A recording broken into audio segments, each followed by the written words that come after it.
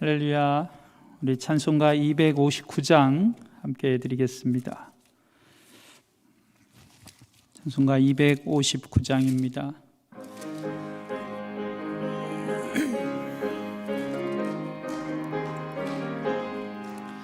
예수 십자가에 흘린 피로써 그대는 씻기어 있는가? 더러운 죄 희게 하는 능력을 그대는 참이지 않은가? 예수의 보혈로 그대는 씻기어 있는가? 마음속에 여러 가지 죄악이 깨끗이 씻기어 있는가? 주 예수와 밤낮으로 늘 함께 그대는 행동을 하는가? 아무 때나 어디서나 그대는 십자가 붙들고 있는가? 예수의 보혈로 그대는 씻기어 있는가? 마음속에 여러 가지 죄악이 깨끗이 씻기어 있는가? 주님 예수 다시 올 때 그대는 영접할 예복이 있는가? 그대 몸은 거룩한 곳 천국에 들어갈 준비가 됐는가? 예수의 보혈로 그대는 씻기어 있는가? 마음속에 여러 가지 죄악이 깨끗이 씻기어 있는가? 모든 죄에 더러워진 예복을 주 앞에 지금 다 벗어서 샘물같이 솟아나는 보혈로 눈보다 더 희게 씻으라.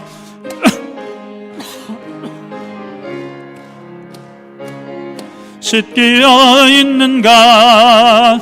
마음속에 여러 가지 죄악이 깨끗이 씻기어 있는가? 아멘. 우리 270장 함께 드리겠습니다. 찬송가 270장입니다.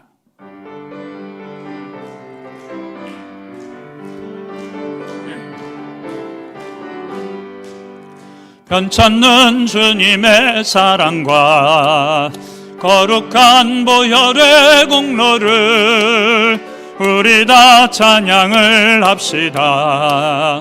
주님을 만나볼 때까지 예수는 우리를 깨끗게 하시는 주시니 그의 피 우리를 눈보다 더 희게 하셨네.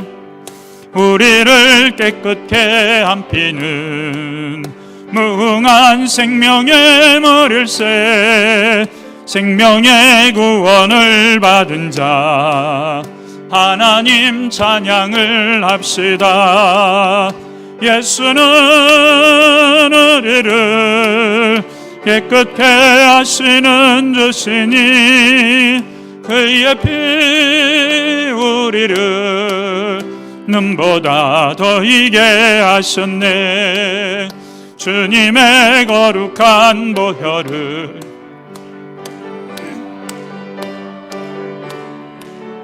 담대히 싸우며 나가세.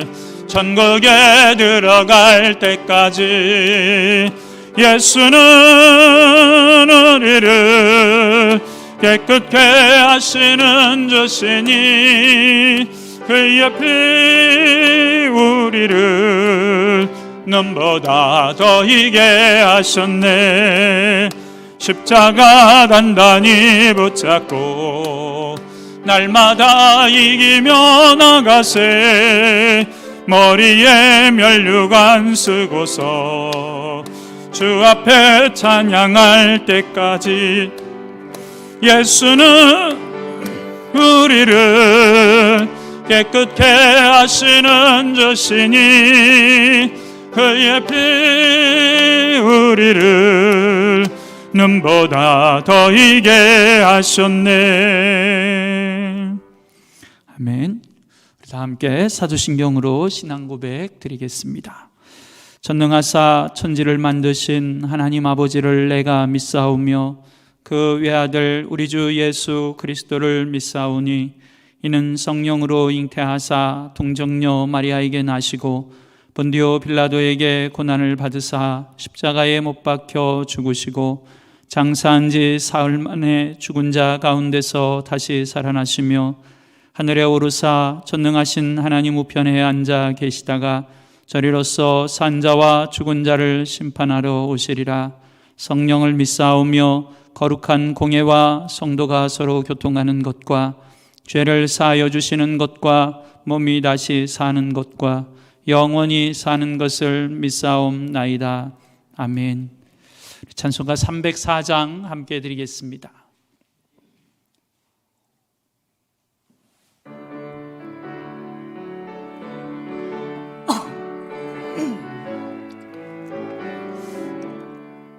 그 크신 하나님의 사랑 말로 다 영영 못하네.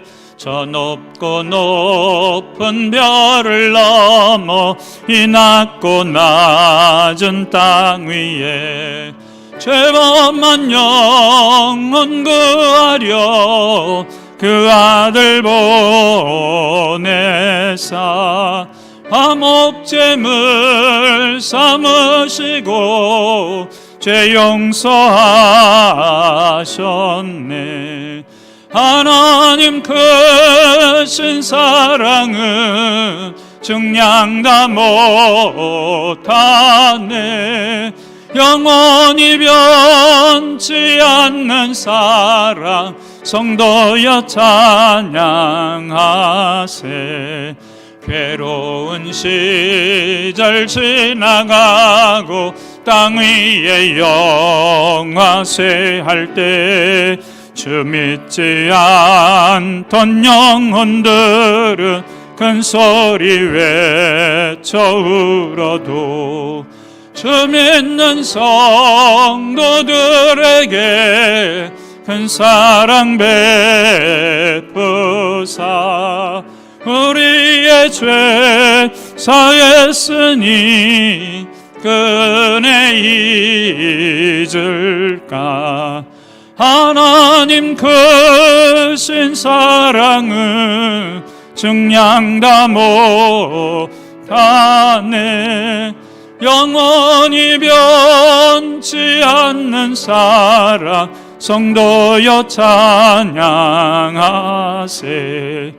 하늘을 두루마리 삼고 바다를 머물 삼아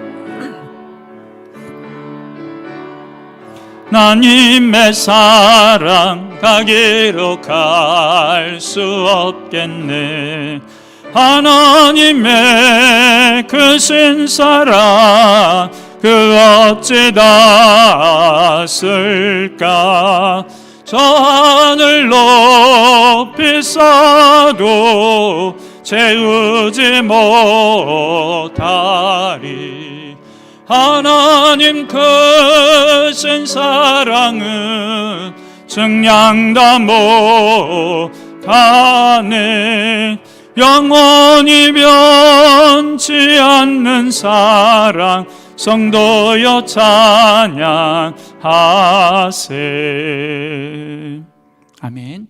우리 시간 예배를 위해서 또 사랑하는 자녀들, 우리 입시생, 수험생들을 위해서 그리고 우리 연약한 우리 교우들을 기억하시면서 함께 통성으로 기도하겠습니다. 하나님 감사합니다. 언제나 우리 곁에서 우리의 연약함을 아시고 붙드시고 우리와 함께하여 주셔서 하나님의 사랑 안에 하나님의 은혜 안에 믿음의 길을 걸어갈 수 있도록 우리와 동행하여 주심을 감사합니다. 우리가 연약할 때 우리를 붙드셔서 일으켜 세워주신 하나님, 오늘도 믿음의 눈을 들어 하나님을 바라보며 천국의 영원한 소망을 품게 하신 하나님, 오늘도 우리 가운데 함께 하셔서 세상의 수많은 유혹이 우리 가운데 몰아치고 고난의 장벽들이 우리 가운데 다가올지라도 오늘도 우리의 믿음의 시선이 하나님을 향하여 있게 하여 주시고 우리를 도우시고 건지시는 하나님의 은혜 안에 붙들려진 삶이 되게 하여 주옵소서. 내가 너와 함께하리라 약속하신 하나님, 끝날까지 너와 동행해 주리라고, 임마누엘 해 주리라고 약속하시는 그 하나님의 신실함이 오늘도 우리 안에 만나지는 시간이 되게 하여 주옵소서.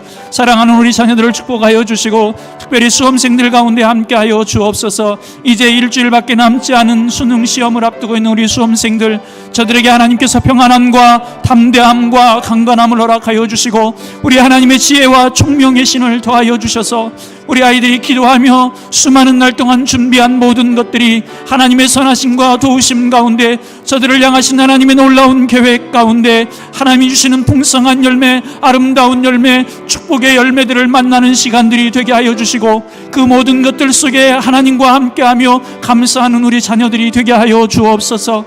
하나님, 연약한 우리 교우들을 기억하여 주시고 하나님의 회복의 은총과 치유의 은혜를 허락하여 주옵소서. 강건케 하시는 하나님의 놀라운 은혜가 오늘도 우리 믿음의 성도들 가운데 있게 하여 주셔서 삶을 회복하고 치료하시며 믿음으로 하나님을 바라보고 찬양케 하시는 하나님의 놀라운 은혜들을 오늘도 저희들이 누리게 하여 주옵소서. 치료의 하나님, 위로의 하나님, 평안의 하나님, 오늘도 우리 모든 성도들 가운데 함께하여 주옵소서.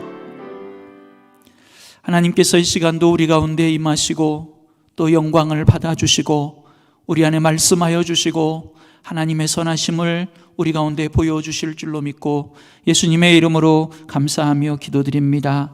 아멘.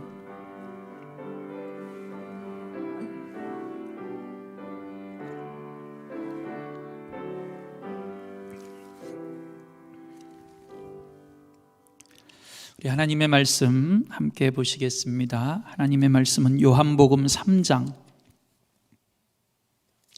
18절로 19절의 말씀입니다. 요한복음 3장 18절로 19절의 말씀입니다. 찾으셨으면 또 스크린에 나와 있는데요, 좀 작지만 우리 한 목소리로 함께 읽겠습니다. 그를 믿는 자는 심판을 받지 아니하는 것이요 믿지 아니하는 자는 하나님의 독생자의 이름을 믿지 아니함으로 벌써 심판을 받은 것이니라. 그 정죄는 이것이니 곧 빛이 세상에 왔으되 사람들이 자기 행위가 악함으로 빛보다 어둠을 더 사랑한 것이니라. 아멘. 할렐루야. 이 시간도 수요 오전 예배 성경 공부에 함께하는 여러분들을 주님의 이름으로 환영합니다. 우리 좌우 앞뒤 계신 분들하고 이렇게 한번 인사를 나누셨으면 좋겠습니다. 주님이 당신을 사랑하십니다. 한 번 더 하실까요? 그래서 하나님이 당신을 자녀 삼아 주셨습니다. 믿으십니까? 예, 하나님이 세상의 그 무엇보다 저와 여러분을 사랑하셨고요. 그리고 지금도 사랑하고 계시고요. 앞으로도 사랑하실 거고요. 그래서 저와 여러분을 하나님의 자녀로 삼아 주셨습니다. 오늘은 10과 구원을 받아야 할 이유에 대해서 함께 말씀을 나누려고 합니다. 여러분들 중에도 이런 경험이 혹 있었을 수도 있어요. 특별히 예전에는 돈을 다 손으로 세는 일들이 많았으니까 여러분들 중에도 간혹 이런 경험이 있을 수 있습니다. 물론 요즘은 이제 대부분 은행에 가면 창구 직원들도 기계로 돈을 세어주고 또 캐시기를 이용하면 다 기계로 세어서 나오니까 그런 경우들이 많지는 않지만 예전 같으면 한 번쯤 경험이 있을 수 있는 이야기가 여러분들 나눠드린 프린트문에 마음 열기에 짤막하게 기록되어져 있습니다. 어떤 사람이 은행에 가서 돈을 8만 원을 찾았어요. 돈을 찾아가지고 이제 받아서 세어보니까 9만 원인 거죠. 수지 맞았죠. 8만 원을 나를 찾았는데 이 돈이 내가 세어보니까 9만 원인 거예요. 이게 웬 횡재인가? 수지를 맞은 거죠. 그래서 조용히 눈치를 보면서 얼른 집으로 왔죠. 1만 원이 공짜로 더 생겼으니까. 그리고 집에 와서 너무 좋은 나머지 돈을 다시 세어봤죠. 얼마였을까요? 7만 원인 거죠. 분명히 조금 전에 은행에서 돈을 받아서 세어봤을 때는 9만 원이었는데 집에 와서 세어보니까 이게 7만 원인 거예요. 다시 은행에 가면 줄까요? 아니, 안 줘요. 이게 어찌된 일인가? 다시 세어보고 그래도 또 7만 원인 거죠. 분명히 은행에서 세어봤을 때는 9만 원이었는데 얼마 차이가 나는 거예요? 금세 2만 원을 잃어버린 겁니다. 그죠? 그래서 이 사람이 이제는 돈을 그냥 이렇게 들고 넘겨가면서 세어본 게 아니라 돈을 옆에다 한 장씩 놓으면서 10,000원, 20,000원 이렇게 세어본 거죠. 그러다가 놀라운 사실을 하나 발견했어요. 돈을 한참 옆에다 옮겨놓으면서 세다 보니까 어떤 일이 벌어졌어요? 중간에 돈이 한 장이 반으로 접혀 있는 거죠. 그래서 접혀 있는 쪽을 세우면 9만 원인 거고 접혀져 가지고 없는 쪽을 세면 7만 원이 된 거죠. 여러분 나눠드린 프린트문에 중간에 이런 글이 있습니다. 아이고 이거 먹지도 못하고 도둑질했구나. 내 돈도 아닌데 10,000원을 결국은 도둑질한 것처럼 되어버린 거죠. 그래서 이런 이야기를 그림자 도둑놈이라고 이야기한다고 합니다. 여러분 세상의 법률적으로는 아무런 문제가 되지 않습니다. 전혀 문제 안 돼요. 내 마음에서만 있었던 일이니까. 그러나 그 사람 안에 이미 도둑놈의 마음이 있었다라고 이야기하는 글입니다. 여러분 독사가 어느 날 날씨가 따뜻하고 좋은 날에 나와서 숲을 이렇게 지나가다가 독사가 이렇게 말을 합니다. 나는 비록 독사지만 사람들을 물어본 적이 한 번도 없어. 내가 얼마나 착해? 나는 정말 착한 독사야. 왜? 누구의 발을 물어가지고 내가 그 사람을 해하거나 뭐 죽게 하거나 뭐 병원에 가게 하거나 한 적이 없잖아. 이렇게 말을 한다고 가정을 하고 그런다고 하면 이 독사는 정말 착한 독사인가요? 예? 여러분 남을 안 물었어도 독사는 독사인 거예요. 그렇죠? 여러분 1번 여러분들이 마음 열기 글에 이렇게 표현되어 있습니다. 독사란 입속에 독주머니를 지니고 있기 때문에 독사입니다. 내가 누군가를 물어서 그래서 해를 끼치고 병원에 가게 하고 죽음의 자리에 이르게 해서 독사가 아니라 이미 그냥 독사라고 하는 것은 내 입속에 이미 독을 가진 것 자체로 독사라고 하는 것입니다. 여러분 우리가 세상의 법정에서는 피해갈 수 있었을지 모르지만 그러나 우리가 하나님 앞에서 여전히 우리 마음 안에 남아있는 죄들이 있다라고 하는 것이지요. 오늘 그 이야기를 저와 여러분이 함께 나눠보려고 합니다. 여러분 독사가 독을 가지고 있어서 독사인 것처럼 우리는 세상의 법정에서는 살인도 안 하고 도둑질도 안 하고 강도짓도 안 하고 남에게 해를 끼치지 않아서 죄인이 아닐지 모르지만 우리 안에는 여전히 하나님 앞에 설 때만큼은 우리 안에 죄가 있어서 죄인이라고 하는 것이지요. 그 죄들이 우리 안에 얼마나 많은지 반대로 이야기하면 그래서 우리는 반드시 하나님 앞에서 구원을 받아야 할 이유가 있다라고 하는 것이지요. 세상에 보이지 않는 그리고 우리의 힘으로 해결할 수 없는 죄들이 우리 안에 너무나 많이 있기에 우리는 하나님의 구원이 필요하다라고 하는 것입니다. 그 죄들을 우리가 성경으로 가서 한번 보겠습니다. 우리 말씀 열기에 보면 성경이 말하는 죄는 무엇입니까? 되어 있습니다. 자, 죄의 뿌리부터 보면 우리는 이걸 원죄라고 이야기합니다. 로마서 5장 12절 말씀입니다. 그러므로 한 사람으로 말미암아 죄가 세상에 들어오고 죄로 말미암아 사망이 들어왔나니 이와 같이 모든 사람이 죄를 지었으므로 사망이 모든 사람에게 이르렀느니라. 아멘. 여러분 이 말씀은 아담이 죄를 지었다는 이야기를 하고 있는 것입니다. 우리는 그것을 너무나 잘 압니다. 다시 말하면 아담이 하나님의 말씀에 불순종하는 하나님의 말씀을 떠나 선악과를 먹는 죄를 지었지요. 그 죄가 오늘 우리에게까지 전해졌다, 우리에게까지 유전되었다라고 하는 겁니다. 여러분 죄의 뿌리가 우리 가운데 아담으로 인하여 죄의 성품이 죄의 품성이 우리 가운데 아담으로 인하여 유전되게 되어졌다라고 하는 것이지요. 그런데 이것은 그냥 유전된 것으로 끝나는 것이 아니라 우리 안에 아담으로 인하여 우리 안에 유전되어진 그 죄의 뿌리가 우리 안에서 반드시 열매를 맺게 된다라고 하는 것입니다. 우리 마음 가운데 아담 이후로 모든 사람에게 죄성이라고 하는 것이 들어오게 됐고 그 이후로 열매를 맺게 된다라고 하는 것이지요. 마태복음 7장 16절로 18절 말씀은 이렇게 말씀합니다. 그들의 열매로 그들을 알지니 가시나무에서 포도를 또는 엉겅퀴에서 무화과를 따겠느냐?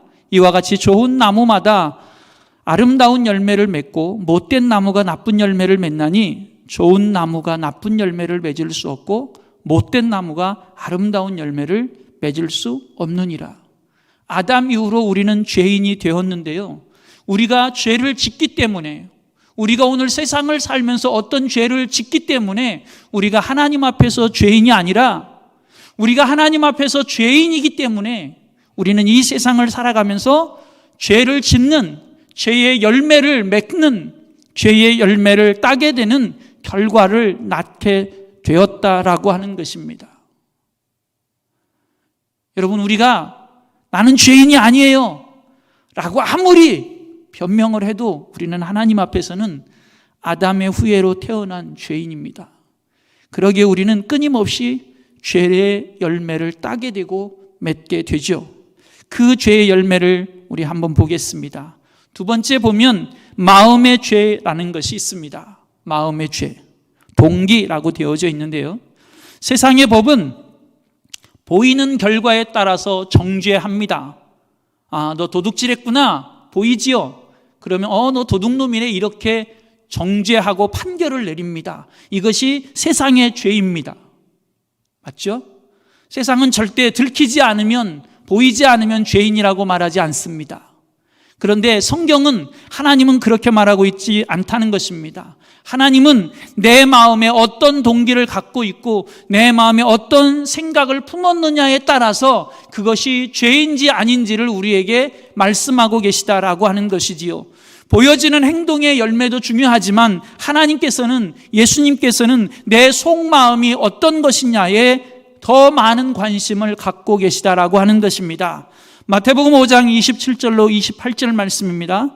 또 간음하지 말라 하였다는 것을 너희가 들었으나 나는 너희에게 이르노니 음욕을 품고 여자를 보는 자마다 마음에 이미 간음하였느니라. 실제로 간음을 행하지 않았어요. 그런데 내 마음에 그런 죄악의 성품으로 인하여 그런 욕심이 내 안에 생겼어요. 하나님은 그것을 이미 내가 외형적으로 맺은, 행동으로 맺은 죄의 열매와 동일하게 말씀하고 계시다라고 하는 것이지요. 예수님이 그래서 이렇게도 말씀하시지요. 너희가 형제를 향하여 미움을 가졌느냐? 그러면 이미 살인하였느니라. 여러분, 미움의 죄가 더 커요? 살인의 죄가 더 커요? 살인의 죄가 더 크죠. 나는 단지 그냥 보이지 않는 미움만 가졌는데 예수님은 그것을 살인죄와 동일하게 말씀하기도 하신다는 겁니다. 그렇다라고 하면 우리는 얼마나 하나님 앞에서 수많은 죄의 열매들을 따고 있는 것일까요? 저와 여러분이 얼마나 하나님 앞에서 하루에도 얼마나 많은 사람들을 해하고, 하루에도 얼마나 하나님 앞에서 간음의 죄를 범하고, 얼마나 사람들을 어둠의 구렁텅이로 몰아넣고 있지 않은가 하는 것이지요. 세 번째, 또 다른 죄의 모습도 있습니다. 그것은 생략의 죄라고 하는 것인데요, 하나님의 요구를 우리가 생략하고 행하지 않는다라는 것입니다. 야고보서 4장 17절 말씀입니다. 그러므로 사람이 선을 행할 줄 알고도 행하지 아니하면 죄니라.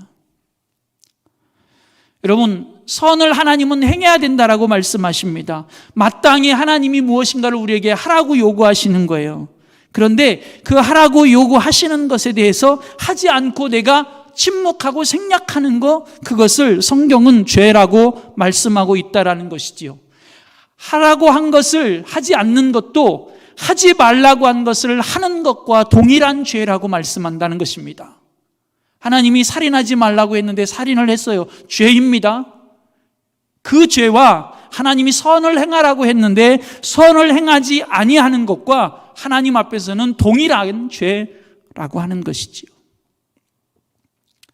자, 우리가 우리 세상의 기준, 우리나라 기준에서 한번 죄인지 아닌지 예를 들어볼까요? 자, 여러분은 다 세금을 내시죠? 안 내세요? 다 내요. 기본적으로 주민세부터 시작해서. 그렇죠? 예. 여러분, 주민세 안 내면 죄예요, 아니에요?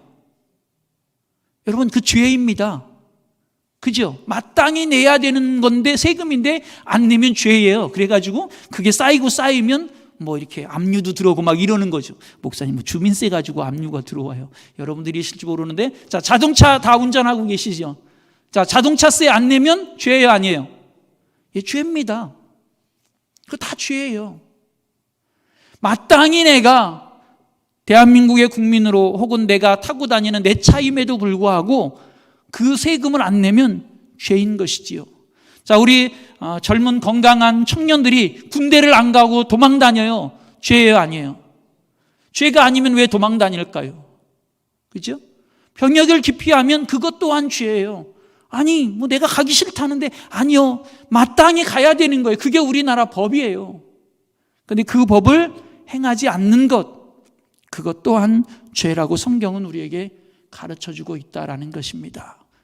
그런 걸 보면 우리는 어마어마한 죄를 짓고 있는 것이지요. 그 이야기는 그래서 우리는 구원받아야 한다라고 하는 것입니다. 너무나 많은 죄를 짓고 있기 때문에. 여러분 나눠드린 프린트면에 보면 성경에 나오는 생략의 죄, 하나님이 우리에게 요구하시는데 우리가 안 하는 죄의 몇 가지 대표적인 예들을 거기 적어드렸습니다. 자, 마가복음 10장에 나오는 부자 청년, 어떤 죄를 짓고 있지요? 가난한 자들에게 자신의 소유를 나눠줘야 되는데 그 가난한 자들을 외면한 죄입니다.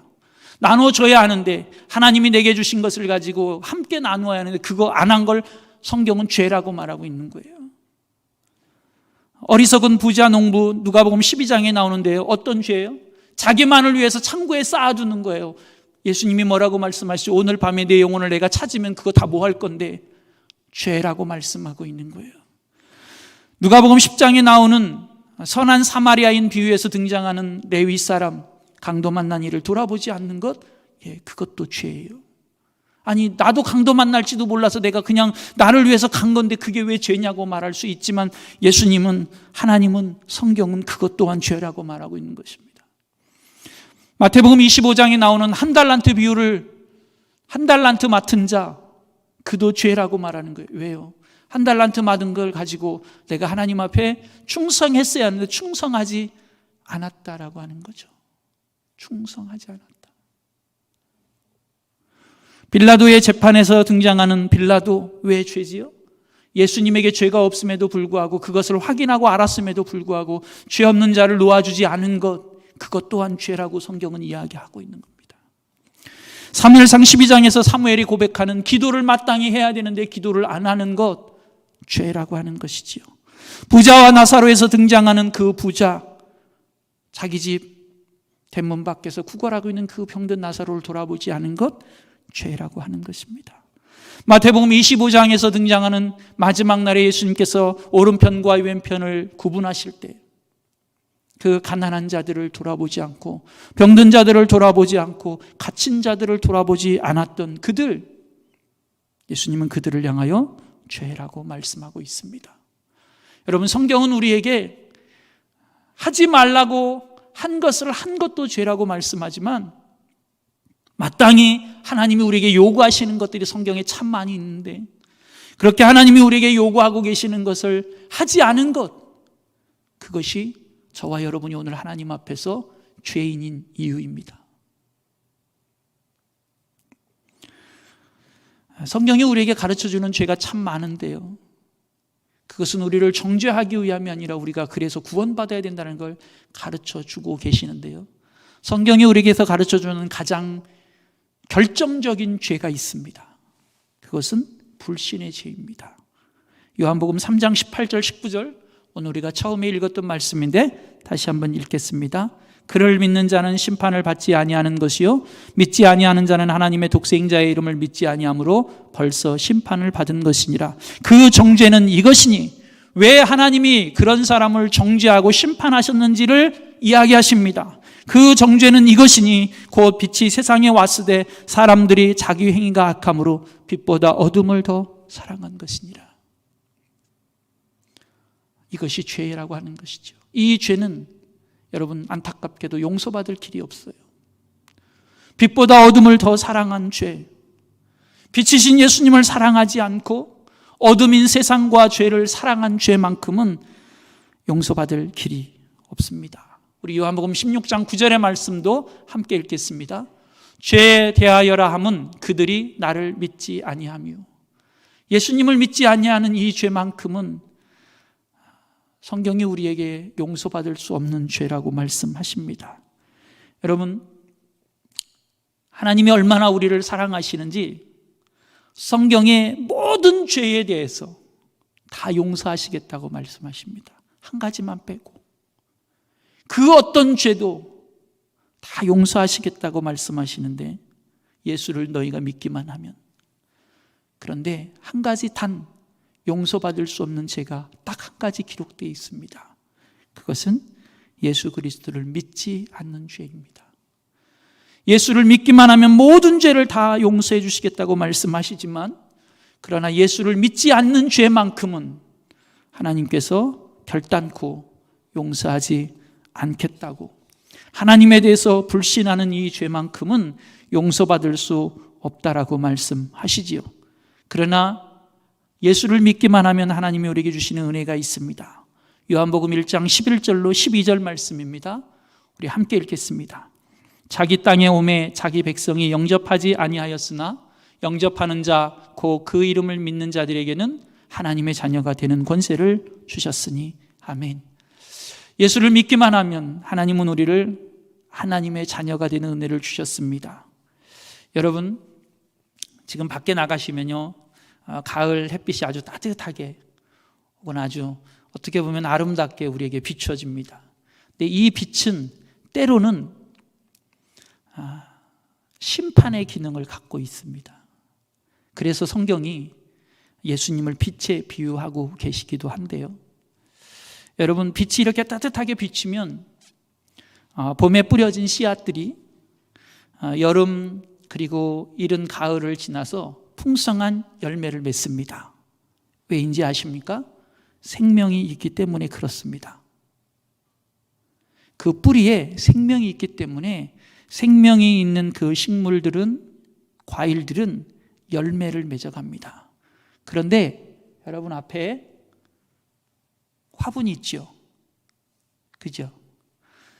이 화분들은 안타깝게도 햇빛에다가 뜨거운 강렬한 햇빛에 내어놓으면 이 화분들은 조금 지나면, 처음에는 좋아 보이다가 조금 지나면 시들어 말라 죽습니다.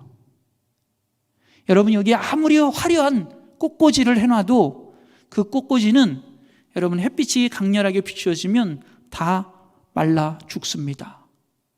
왜인지 아세요? 뿌리에서 꺾여졌기 때문에 그렇습니다. 여러분, 빛은 생명이 있는 자는 열매를 맺게 하지만 생명이 없는 자는 어찌 보면 더 아예 죽어버리는 그런 결과들을 낳게 되기도 합니다. 그래서 우리는 빛이신 예수님을 사랑해야 하고, 우리는 그래서 빛이신 예수님에게 더 가까이 가야만 합니다. 그래서 빛을 싫어하면 빛이 없는 어둠을 향하여 자꾸만 가게 되는 것입니다. 왜냐하면 빛으로 나아가면 생명이 없으면 죽게 되기 때문에 그렇지요. 여러분, 빛이신 예수님을 사랑하고 그 예수님을 향하여 더 가까이 나아가는 저와 여러분이 되어지기를 소원합니다. 그러면 이런 죄가 우리 가운데 나타나는 모양들이 있어요. 우리 가운데 이런 죄들이 어떻게 나타날까요? 여러분, 하나님은 이 죄로부터 우리를 구원하기를 원하십니다. 우리는 구원받아야만 합니다. 구원이라고 하는 게 뭐죠? 구원이라고 하는 건 죄라고 하는 것으로부터, 악이라고 하는 것으로부터, 고난이라고 하는 것으로부터 해방되어져서 자유케 되어지는 것, 그래서 하나님 안에 거하게 되어지는 것, 이것이 구원이라고 하는 것입니다. 그런데 이 구원과 반대로 죄라고 하는 것은 하나님을 알려 하지 않고 하나님에 대해서 잘못된 시선과 잘못된 태도를 갖게 합니다. 그래서 죄라고 하는 것은 하나님 앞에 불순종하게 만듭니다. 자, 우리 사람이 처음 하나님이 에덴 동산에 만드실 때, 창조하실 때의 우리 사람의 모습을 보면 사람은 하나님을 의존하게 되어져 있고 하나님에게 순종하게 되어 있고 하나님과 관계를 맺게 창조되었습니다. 하나님 안에서만 하나님과 관계를 맺고 살아갈 때만 우리 사람은 정말 하나님이 창조하신 창조의 목적대로 살아갈 수 있고, 그래서 하나님 앞에 우리는 순종하게 만들어졌습니다. 이것이 우리 인간의 본성이요 본질입니다. 원래 사람은 그렇게 만들어졌어요. 그런데 이 죄라고 하는 놈이 우리 가운데 오면서 우리는 그 하나님을 의지하고 의존하고 순종하고 바라보고 하나님과의 관계를 맺으며 살아가야 하는 우리를 하나님으로부터 자꾸만 벗어나려고 하게 만듭니다. 하나님으로부터 자꾸만 자유를 선언하게 만듭니다. 나는 하나님 없어도 됩니다라고 하나님 앞에 하나님을 의지하고 순종해야 되는 우리들을 자꾸만 나를 내세워 자기 주장을 하며 살아가게 만듭니다. 이것이 죄라고 하는 놈입니다. 여러분, 우리는요 사실 그렇게 대단한 힘이 있지 않아요.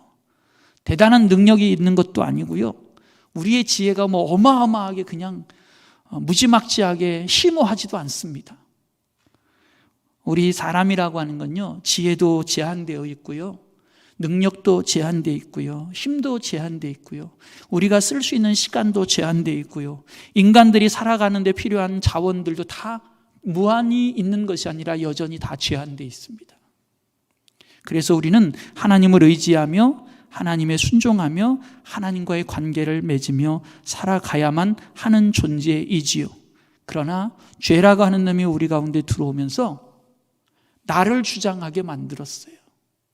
하나님으로부터 분리를 생각하게 만들었어요. 마치 제가 조금 전에 말씀드린 것처럼 뿌리가 잘려진 그런 나무, 그런 꽃처럼 하나님을 떠나서 하나님의 명령을 떠나 자기 마음대로 살아가게 만들었지요. 그러니 어떻게 되겠어요? 그러니 처음에는 괜찮은 것 같고 처음에는 그래도 아직은 화려해 보이는 것 같지만 마침내는 결국은 죽음의 자리에 이르게 되는 것이지요. 창세기 2장 16절로 17절 말씀입니다. 우리 함께 읽겠습니다. 여호와 하나님이 그 사람에게 명하여 이르시되 동산 각종 나무의 열매는 내가 임의로 먹되 선악을 알게 하는 나무의 열매는 먹지 말라. 내가 먹는 날에는 반드시 죽으리라 하시니라. 여러분, 죽을지 안 죽을지 가봐야 알아요, 이게 아닙니다. 반드시 죽는 거예요. 이게 하나님의 법이에요. 반드시 죽는 것, 이것이 하나님의 명령이고 하나님의 말씀입니다. 그 이야기는 죽지 않으려면 먹지 말아야 되는 거고, 죽지 않으려면 하나님의 말씀에 순종해야지 되는 것이지요. 그런데 먹어봐야지 죽을지 안 죽을지 알 거야 라고 하는 뱀의 유혹에 빠져서 아담과 하와가 선악과를 그만 먹게 되지요. 죽었을까요? 살았을까요? 예, 죽었어요. 어떤 이들은 그래도 아담과 하와가 그 이후로도 좀 살잖아요. 그죠? 에덴 동산에서 쫓겨나서 좀 살잖아요. 그렇다고 해서 죽은 것이 아니다라고 이렇게 이야기하는 사람들이 있는데, 마치 이런 것과 같습니다. 여러분, 우리가 사람이 죽으면 장례를 치릅니다. 그렇죠? 뭐 저나 여러분이나 다 똑같이 죽으면 장례를 치르잖아요. 우리 한국은 보통 이렇게 3일장을 많이 합니다. 그죠? 자, 오늘 제가 죽었어요. 네, 저로 할게요, 그냥. 자, 오늘 제가 죽었어요. 죽으면 어디 가죠, 제일 먼저? 예? 안치실 가잖아요. 그죠? 안치실에 이제 조금 냉동고에 이렇게 들어가잖아요. 자, 제가 안치실에 가서 아직 장례를 안 치렀어요. 3일 지나야지 장례 치르는 거잖아요. 죽은 거예요, 살은 거예요? 죽은 거예요, 살은 거예요? 아직 장례 안 치렀는데요? 아직 화장을 하든 매장을 안 하든 안 했잖아요. 그래도 죽은 거예요, 살은 거예요? 죽은 건 죽은 거예요. 여러분, 아직 장례를 안 치렀다 그래서 살아있는 게 아니에요. 그렇죠? 여러분, 안치실 가면 앞으로 3일 있다 장례를 치르든 어떤 사건 사고에 의해서 장례를 치를 수 없는 사람들이 한 달, 1년을 그 안치실에 있든 죽은 건 죽은 거예요. 여러분, 지금 에덴 동산에서 하나님의 말씀에 불순종해서 쫓겨나는 건, 그래서 하나님과의 관계가 끊어지는 건 앞으로 100년, 200년 살다가 우리의 시간 속에 100년, 200년이 남아있다 그때 죽어도 죽은 건 죽은 거예요. 여러분, 이게 어떤 이야기냐면요, 앞으로 100년 후에 혹은 50년 후에 혹은 200년 후에 우리가 맞이하게 될 그 죽음이라고 하는 거에 영향 아래 우리는 놓여서 죽은 상태로 살아가게 되는 거예요.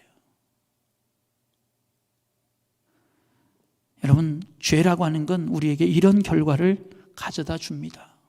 내가 지금 안치실에 있다고 해서, 내가 지금 화장을 안 하고 매장을 안 했다고 해서 죽지 않은 게 아니라고 하는 거예요. 그래서 여러분, 대지에서 분리된 나무는 점점 시간이 지나면 지날수록 여러분, 뿌리로부터 공급받는 자원, 에너지, 영양분이 말라가게 되는 것처럼, 그래서 시름시름 죽어가는 것처럼 여러분, 하나님과의 관계에서 단절되면 우리는 결국 죽음이라고 하는 것을 맞이하게 되는 거예요.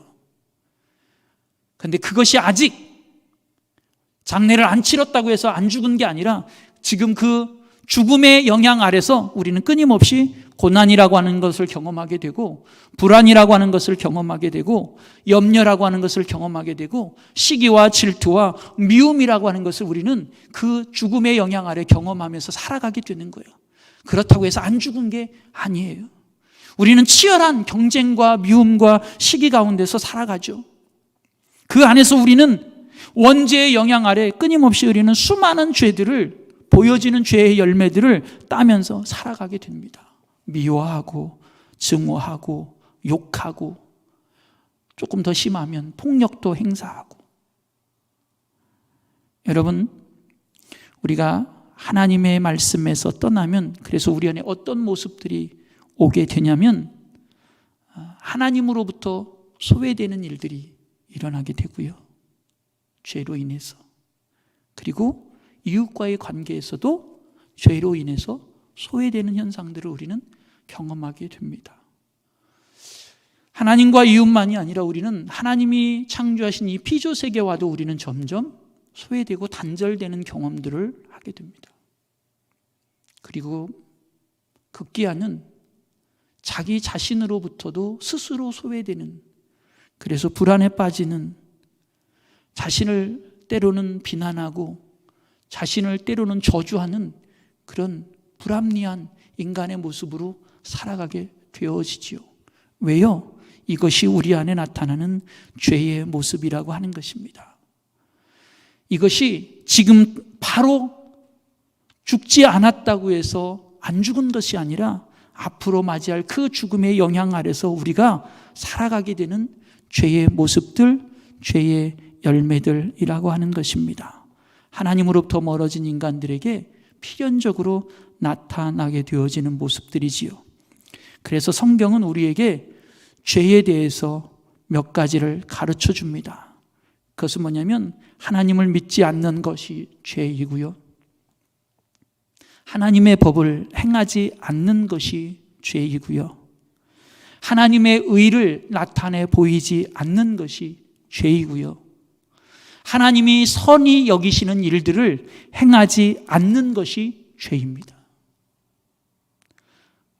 여러분, 우리는 이 죄에 대해 조금은 민감해질 필요가 있습니다. 그래야 하나님의 구원이 내게 필요하다라고 우리는 고백하게 되고, 하나님의 구원에 대해서 우리는 감사하게 되는 것이지요. 하나님을 믿지 않는 것, 예수님을 믿지 않는 것, 가장 큰 죄입니다. 하나님의 법을 행하지 않는 것, 법을 행하지 않는 것, 죄입니다. 하나님이 요구하시는 하나님의 의, 하나님의 선을 행하지 않는 것, 그것이 성경은 죄라고 우리에게 가르쳐주고 있습니다. 여러분, 오늘 우리 시대가 이런 죄들로 가득 차 있습니다. 그래서 오늘 우리 시대는 반드시 구원을 받아야만 합니다. 이 세대 가운데 살아가는 우리는 그래서 반드시 구원을 받아야만 합니다. 여러분, 우리가 가끔 그렇게 기도하지요. 하나님, 이 세대의 죄악이 가득하고 패역한 세대 가운데서 우리를 구원하여 주셔서 감사합니다. 예, 우리가 살아가고 있는 이 세대가 정말 그렇습니다. 이 세대는 정말 패역한 세대, 죄악이 가득한 세대입니다. 그래서 우리는 그 세대 가운데 살아가고 있기에 그곳에서 우리는 구원을 받아야만 합니다. 우리가 살아가고 있는 세대는 어떤 세대일까요? 여러분, 고도의 경제 성장을 이루었고요, 과학이 발전했고요, 문명의 세대를 살아가고 있지요. 저와 여러분이 살아가고 있는 세대입니다. 그래서 경제적인 풍요도 우리는 누리고 있습니다. 무시되었던 우리의 인격들이 존중받는 세대에 살아가고 있습니다. 인간의 존엄성이 고귀한 세대에 우리는 살아가고 있고 그런 것들을 누리고 있습니다. 오늘 우리가 살아가고 있는 세대입니다. 그런데 문제는 그렇게 과학이 발달하고 고도의 경제 성장을 이루어 풍요로운 삶을 누리고 우리의 인격이, 인간의 존엄성이 최대의 가치처럼 존중되어지는 그런 세대에 살다 보니 과학이 최고라고 하는 세대가 되어버렸습니다. 과학이면 최고이고 물질이면 최고이고 그리고 사람이 제일이라고 하는 세대가 되어 있습니다. 여러분, 이것이 우리에게 좋은 모습들도 있지만 그러나 우리는 이 과학주의, 물질주의, 인본주의로부터 우리는 하나님을 바라보며 구원받아야만 합니다. 과학주의가 되고 물질주의가 되고 인본주의가 되다 보니 이 세상이 어떻게 흘러가냐면요, 이 세대는 자유주의라고 하는, 나 하고 싶은 대로 하면 된다라고 하는, 그리고 인간의 쾌락이 최고라고 하는 쾌락주의에 빠져버리기도 합니다. 더불어 그거와는 어떤 상반되는 모습이 그 속에서 드러나는데요, 그건 허무주의라고 하는 것입니다. 아무것도 아니라고 하는, 다 필요 없더라고 하는, 그리고 세속주의에 빠져버리는 결과들을 낳게 됩니다. 여러분, 우리는 그러한 자유주의나 쾌락주의나 아니면 세속주의나 허무주의로부터 우리는 구원되어져야만 합니다. 그렇게 살다 보니 이 세대가 갖는 또 하나의 병폐가 뭐냐면 전통이라는 것도 다 필요 없어져 버리는 세대가 되어져 가고 있습니다. 어떤 권위도 그리고 도덕적인 가치들도 다 무시되어지고 그냥 내가 좋으면 좋은 거야, 나만 좋으면 되지 뭐, 이런 세대에 살아가고 있습니다. 마치 동물들이 동물의 본성을 따라서 본능적으로 살아가는 그런 모습처럼 우리 인간들도 가끔은 그런 모습을 보이며 살아가는 세대가 되어졌지요. 그러다 보니 우리의 정신세계들이 막 공허해지고 허무해지고 종교의 거룩함도 다 잃어버리는 세대가 되고, 그러다 보니 하나님도 없는, 하나님의 존재를 부정하는 세대가 되어져 가고 있습니다. 여러분, 우리는 이러한 세대로부터 구원받아야만 합니다. 다시 하나님께로 우리는 돌아가야만 하는 것이지요. 이런 세대 가운데 우리는 죄악에 물들어 가고 있습니다. 죄로 물든 오늘 우리 시대의 모습들은 이런 모습들을 우리에게 보여줍니다. 질서가 없는, 무질서한, 질서를 잃어버린 세대의 모습, 그리고 방향도 목표도 없는 그런 세대의 모습, 목표를 상실하고 방향도 잃어버린, 그리고 온통 교만에 빠져서 소외의 무관심의 세대를 우리는 맞이하고 있습니다. 여러분, 가만히 생각해 보십시오. 성경은 굉장히 우리에게 질서의 하나님을 보여주십니다. 하나님은 창세기 1장 세상을 창조하시는 그 순간부터 하나님은 질서의 하나님이심을 우리에게 보여주십니다. 혼돈과 무질서와 공허 가운데서 하나님은 이 세상을 질서로 만드셨습니다. 그런데 하나님의 그 질서가 다 깨어져 가고 있습니다.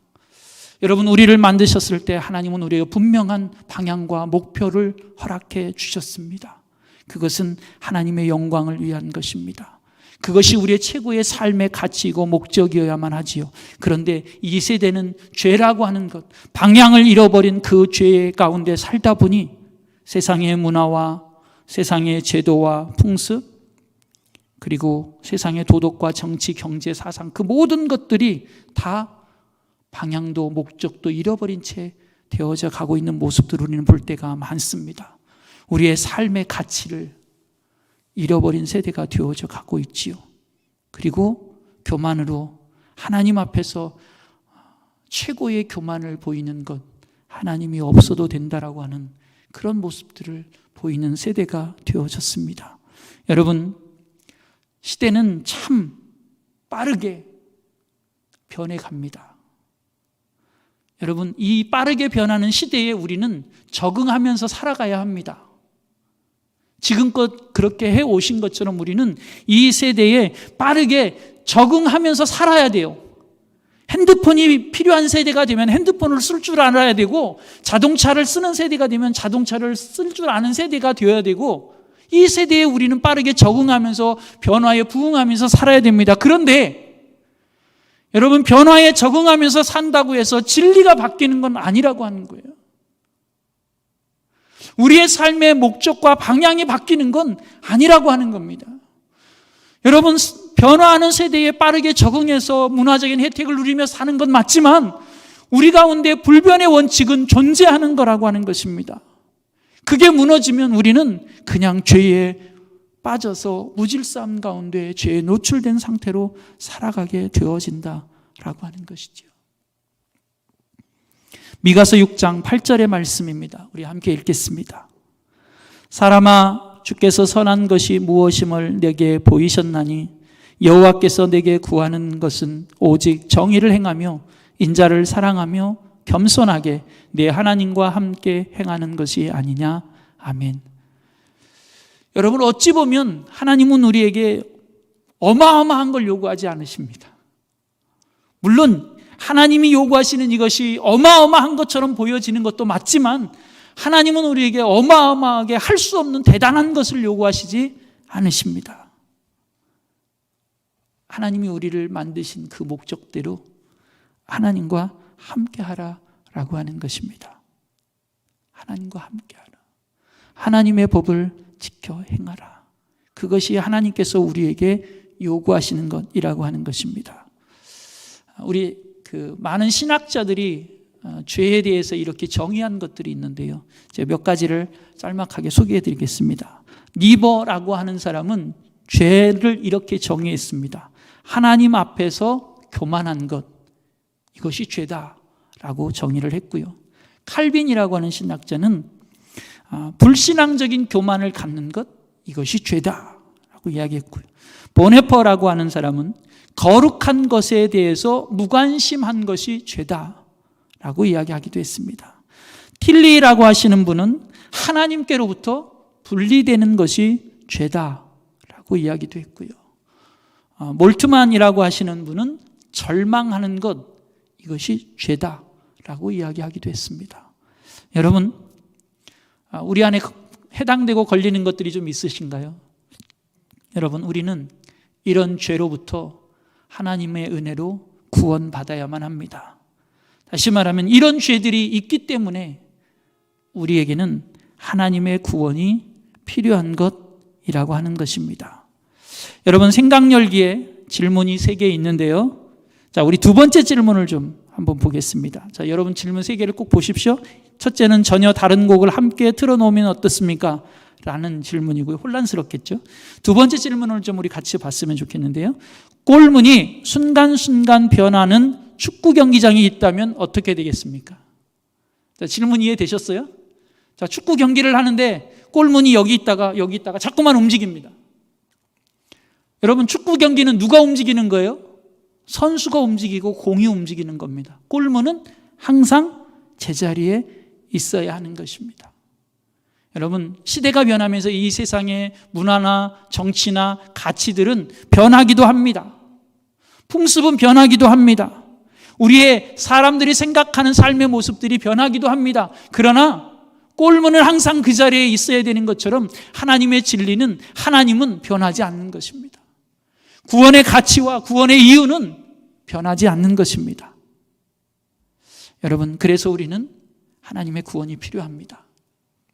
저와 여러분이 이 하나님의 구원의 은혜 가운데 날마다 하나님을 기쁘시게 해드리고 또 하나님의 말씀의 법을 지켜 행함으로 하나님의 뜻을 이루어가며 날마다 믿음의 선한 싸움에서 승리하는 저와 여러분 되어지기를 간절히 소원합니다.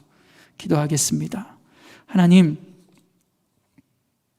이 세대 가운데 살아가면서 우리는 수많은 죄에 노출되어져 죄 가운데 있음을 고백할 수밖에 없습니다.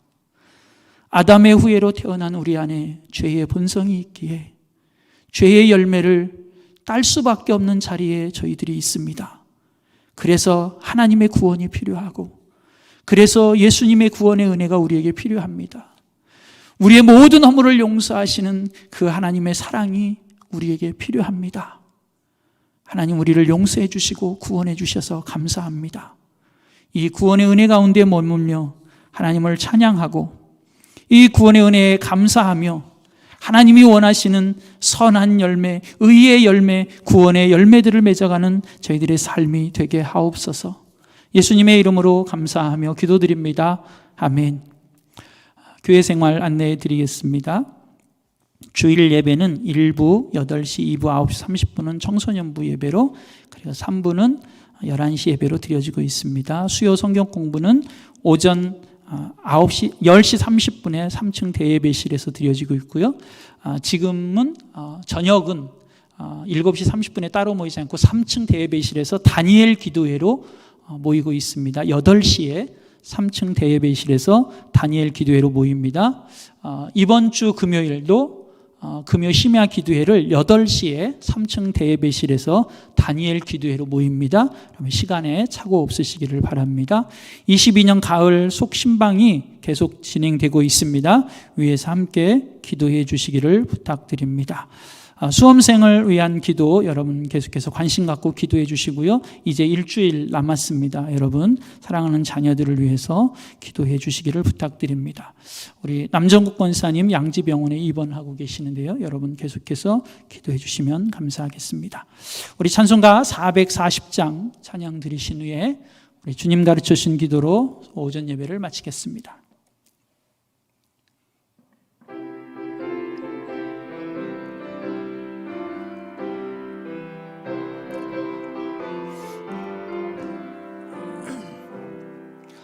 어디든지 예수 나를 이끌면 어디든지 예수 함께 가려네.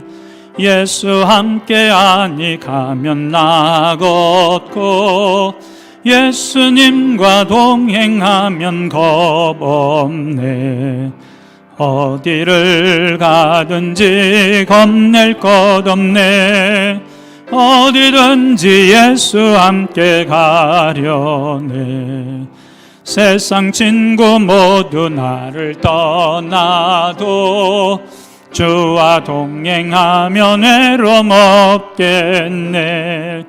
가는 길이 위태하고 험해도 어디든지 예수 함께 가려네. 어디를 가든지 겁낼 것 없네. 어디든지 예수 함께 가려네. 어두운 그늘 나를 에워쌀 주가 함께 계심 믿고 자려네. 죽은 후에 천국에서 깨어나 예수 함께 길이 살리라. 어디를 가든지 겁낼 것 없네. 어디든지 예수 함께 가려네. 아멘. 하늘에 계신 우리 아버지여, 이름이 거룩히 여김을 받으시오며 나라가 임하시오며 뜻이 하늘에서 이루어진 것 같이 땅에서도 이루어지이다.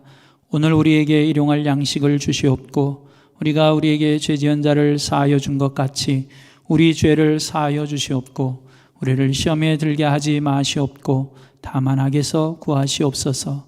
나라와 권세와 영광이 아버지께 영원히 있사옵나이다. 아멘.